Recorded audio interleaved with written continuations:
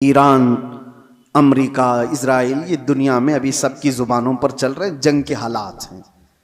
इस दौरान मैंने हदीस ये पढ़ा कि दज्जाल के जाहिर होने का वक्त जो है वो अल्लाह बेहतर जाने, लेकिन जो जगह है नबी पाक सल्लल्लाहु अलैहि वसल्लम ने फरमाया वो भी ईरान की तरफ से ही जाहिर होगा। दज्जाल के जाहिर होने की जगह जो बताई गई वो मशरिक की तरफ से जाहिर होगा। ईरान का एक शहर है इस्फहान। नबी पाक सल्लल्लाहु तआला अलैहि वसल्लम फरमाते हैं यतबउद दज्जाल मिन इस्फहान 70 अल्फन। हुजूर फरमाते हैं इस्फहान शहर से 70,000 यहूदी दज्जाल की फौज में शामिल होंगे। अब ये इस्फहान कहां है? इस्फहान तो ये ईरान का शहर है। 70,000 यहूदी हैं यहां पर? नहीं, लगते तो नहीं है, लेकिन हदीस पाक है। अल्लाह के नबी सल्लल्लाहु अलैहि वसल्लम ने फरमाया 70,000 यहूदी दज्जाल की जमात में दाखिल होंगे। वो ईरान के इस शहर से दाखिल होंगे, उसकी फौज में आएंगे। हो सकता है लोग मेरे इस बयान को यूं कह रहे हो कि ये ईरान के खिलाफ बोल रहे हो। मेरे अजीजों, आज जिन हालात और जो कैफियत को हम देख रहे हैं, हम मजलूमों के साथ खड़े, जालिम के साथ कभी नहीं खड़े होंगे। इस्लाम की खासियत है ये, जालिम के साथ कभी नहीं खड़े होंगे। जालिम अमेरिका है, जालिम इजराइल के यहूदी हैं, पूरी दुनिया को इन्होंने जुल्म की चक्की में पीसा है।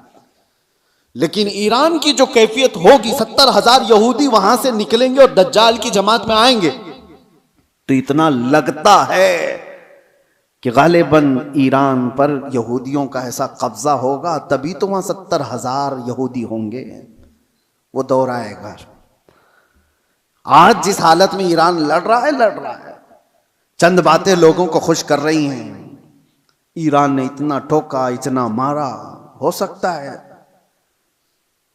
और यहूदियों को और सुपर पावर को घुटने टेकने पर मजबूर किया। ये वक्ती ताकत हो सकती है और अल्लाह कामयाबी दे, हम इसके खिलाफ नहीं हैं। लेकिन हदीस पाक, मुझे इस हदीस पाक से ये लगता है वो वक्त आएगा जब ईरान पर यहूदियों का एक गलबा होगा, तभी तो वहां से दज्जाल की जमात में लोग शामिल होंगे। दूसरी हदीस ये भी मैं बताऊं, इमाम मेहदी जब जाहिर होंगे तो फरमाएगा इमाम मेहदी की जो फौज होगी वो कुस्तुनतुनिया को फतह करेगी। कुस्तुनतुनिया क्या है? कॉन्स्टेंटाइन जिसको कहा जाता है, ये इस्तांबुल शहर है जो आज का टर्की का शहर। अब हदीस सुनो, इस्तांबुल शहर क्यों फतह होगा? वहां तो मुसलमान हैं। आज जो हालात हैं इस्तांबुल में, अजानों की आवाजें गूंज रही हैं, लोग नमाज पढ़ रहे हैं, फिर इमाम मेहदी क्यों फतह करेंगे? लगता इससे भी यह है कि यह भी शहर मुसलमानों का नहीं होगा उस वक्त, ये भी ईसाई और यहूदियों के हाथ में जा चुका होगा और इमाम मेहदी के जमाने में उसको फतह किया जाएगा। और हदीस के जो अल्फाज मिलते हैं, तरतीब, पहले क्या होना है? इमाम मेहदी जाहिर होंगे, वो दिमश्क की तरफ लोगों को लेकर जाएंगे और फिर ये जंग होगी और फतेह कुस्तुनतुनिया होगा, यानी इस्तांबुल फतह होगा। वो तो सिर्फ 2 तकबीर पर फतह हो जाएगा, ये रिवायत में मिलता है। इमाम मेहदी और मोमिनीन की जो जमात है वो शहर के बाहर खड़े होकर अल्लाह अकबर कहेगी, आधा शहर फतह हो चुका होगा। दूसरी बार अल्लाह अकबर कहेंगे, शहर फतह हो चुका होगा। बड़ी जंग का जिक्र नहीं है, और फतह हो चुका होगा उसी वक्त ये अफवाह फैल जाएगी दुनिया में कि दज्जाल जाहिर हो गया है और उसका फितना मशहूर हो गया है। तो इमाम मेहदी के साथ जो लोग होंगे वो दज्जाल के मुकाबिल में वहीं से निकलेंगे। तो इमाम मेहदी के मुतालिक जो बात है, अभी जो मैंने कहा कुस्तुनतुनिया, ये भी इस्तांबुल शहर उस वक्त शायद हम मुसलमानों के हाथ में नहीं होगा, तभी तो फतह होगा। और तीसरी एक खास बात, जो बात मैंने छेड़ा था, हुजूर फरमाते हैं जो मुजाहिदीन उस आखिर जमाने की जंग में शरीक होने वाले हैं, हुजूर फरमाते हैं अल्लाह ने उन पर आग को हराम फरमा दिया। रुए जमीन के बेहतरीन लोग होंगे जो इमाम मेहदी की फौज में शामिल होकर मुकाबला कर रहे होंगे दज्जाल से, लेकिन साथ में हुजूर फरमाते हैं, अब सुनिए तवज्जो, जिस जुमले पर मुझे बहुत ज्यादा ताज्जुब है। फरमाते हैं हुजूर कि मैं यहीं से उनके घोड़ों के रंग को भी देख रहा हूं। नबी पाक सल्लल्लाहु ताला अलैहि वसल्लम मुखबिर सादिक हैं, वो गैब की खबर जानते हैं, बाद के हालात देख रहे हैं, अल्लाह ने उनको इल्म अता किया। ये सब अपनी जगह पर, यह हमारा अकीदा है। लेकिन इस जुमले पर तवज्जो करें, क्या उस जमाने की फौज घोड़े पर बैठी होगी? हुजूर फरमाने में उनके घोड़ों का रंग देख रहा हूं। तो इसी हदीस से मुझे यह कहना पड़ा, शायद दुनिया जहां से शुरू हुई थी वहीं से वापस आ जाएगी। दौर ऐसा आ जाएगा कि जहां से दुनिया शुरू हुई थी वो घोड़सवारी थी, सवारियां थी। लड़ाई के दौर भी तलवारों के थे, नेज़े और भाले के थे, मिसाइल और ये सारे जेट तैयारे नहीं थे। इसीलिए एक मशहूर साइंसदान आइंस्टाइन की बात मैं कोई अपने हवाले के लिए या मेरी तायीद के लिए नकल नहीं कर रहा हूं, लेकिन मशहूर है जमाने में। उसने कहा था, थर्ड वर्ल्ड वॉर कैसे होगी ये मुझे पता नहीं, लेकिन फोर्थ वर्ल्ड वॉर होगी तो लकड़ियों से लड़ी जाएगी। तो उससे पूछा गया ऐसा क्यों? कहा थर्ड वर्ल्ड वॉर में दुनिया इतनी तबाह कर देंगे ये लोग न्यूक्लियर पावर से कि कुछ बचा ही नहीं होगा, और बाद में जो लोग बचे होंगे वो लकड़ियों से लड़ेंगे। ये उसके अपने प्रिडिक्शन हो सकते हैं, मैं अपनी तायद में नहीं कह रहा हूं, लेकिन हदीस है पाक, हुजूर पाक सल्लल्लाहु ताला अलैहि वसल्लम फरमाते हैं। और ये एक हदीस ये भी है कि दज्जाल जिस गधे पर सवार होगा, वो भी हदीस में उसका जिक्र है कि वो 1 मील तक एक कदम रखेगा, और उसकी भी सवारी का जिक्र है। अब वो कौन सी सवारी है उसका जिक्र आया है हदीसों में। तो हम हदीस के जाहिरी माने को भी देखते हैं, और हो सकता है उसका बातिनी कोई और माना हो, लेकिन जब तक हदीस जाहिर में समझ में आती है उसी पर हम अमल करते हैं। आखिर जमाना शायद वैसा आने वाला हो। इसलिए मेरे अजीजों, बहुत तरक्की पर जो आज उरूज पर लोग नाज करते हैं, शायद दुनिया उनको पटक देगी, दुनिया उनको वापस उनके नशे के गुरूर को मट्टी में मिलाकर रख देगी।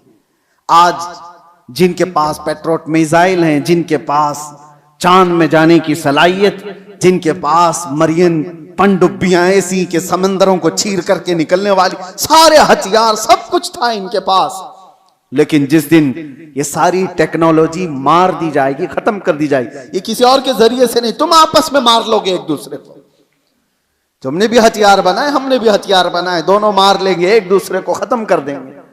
फिर जीने का सलीका वही होगा जो इंसानों के इब्तिदाई जमाने में था। इंसान दुनिया में जिस तरह से बगैर लिबास के सादा सा आया था, उसी अंदाज से फिर जीने का तरीका सीख लेगा और दुनिया वहीं पर आ जाएगी।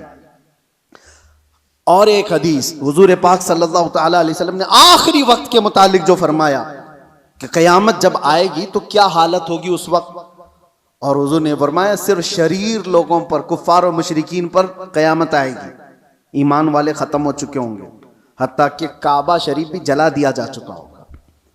हदीस पाक में मिलता है काबा को खत्म करने वाला एक हबशी शख्स आएगा, कुरान उठा लिया जाएगा रुए जमीन से। ईमान वाले पूरी दुनिया पर नहीं होंगे जब कयामत आएगी। और कयामत आने के वक्त, ऐन वक्त जो सूर फूंका जाएगा, उस वक्त लोग क्या कर रहे होंगे?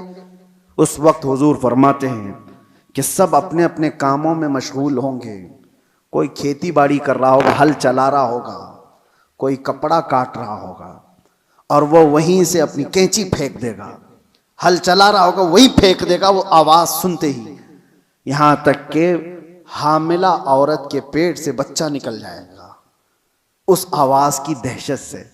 दूध पिलाने वाली मां अपने बच्चे को फेंक देगी। ये जो हदीस में है, वहां पर भी दुनिया की बड़ी तरक्कियात का जिक्र नहीं है। ये नहीं है कि बहुत हाई फाई इंटरनेट में आदमी बैठा होगा या मशीनें चला रहा होगा। वहां पर भी हदीस में जिक्र मिलता है कि हल चला रहा होगा, कैंची काट रहा होगा। फिर मुझे यही कहना पड़ता है कि दुनिया जहां से शुरू हुई थी उन्हीं हालात पर आ जाएगी। ये कैंची हाथ में लेगी और हल हाथ में लेगी, जमीन में बीज बोएगी और फसल उगाएगी, और जब आएंगे तो चक्की पीस करके अपने घर के खाने का इंतजाम करेगी। बहरहाल जो भी हालात हैं, हम दुनिया के आखिरी वक्त पर आ चुके हैं। और एक ये भी बात मैं कह करके जाता हूं, बाज बुजुर्गों ने फरमाया इमाम मेहदी कब जाहिर होंगे, तो उसके मुतालिक बुजुर्गों ने फरमाया जब सारे मोमिनीन दुआ करने लग जाएं कि ऐ अल्लाह इमाम मेहदी को जाहिर फरमाते, तो अल्लाह तबारक व तआला करीब है कि उनको जाहिर फरमाएगा। लेकिन आज की सिचुएशन ये है, मैं देखता हूं हम सारी दुआएं करते हैं, क्या मोमिनीन की आम जमातें इमाम मेहदी के जाहिर होने की दुआ करते हैं? कहीं ये दुआ का भी रिवाज आम हो जाए कि अल्लाह इमाम मेहदी को जाहिर फरमाते।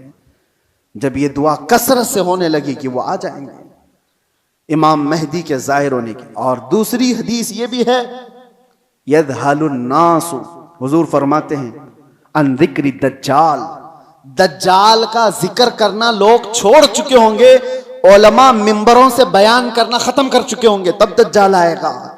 जब तक दज्जाल के बारे में अवेयरनेस होगा लोगों के दरमियान, दज्जाल नहीं आएगा। लोग बयान करना छोड़ चुके होंगे और उसका जिक्र करना तर्क कर चुके होंगे। ये दोनों चीजें हमारे अंदर आने ना पाए। अल्लाह तबारक व तआला हम सबको आखिरी जमाने की फितनों से महफूज फरमाए। रोजाना दिली मालूमात हासिल करने के लिए चैनल को अभी सब्सक्राइब करें, हमारी वीडियो को लाइक और शेयर लाजमी करें।